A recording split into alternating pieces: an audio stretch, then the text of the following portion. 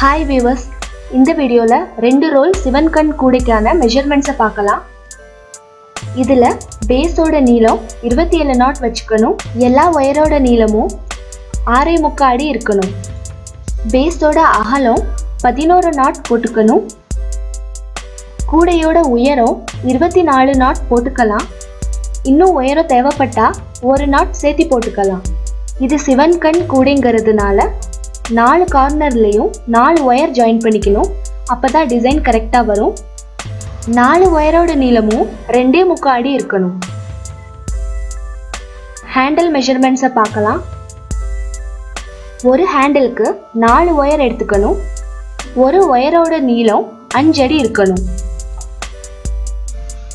இந்த வீடியோ உங்களுக்கு பிடிச்சிருந்தா மறக்காம சப்ஸ்கிரைப் பண்ணுங்க, லைக் பண்ணுங்க, ஷேர் பண்ணுங்க. Thank you.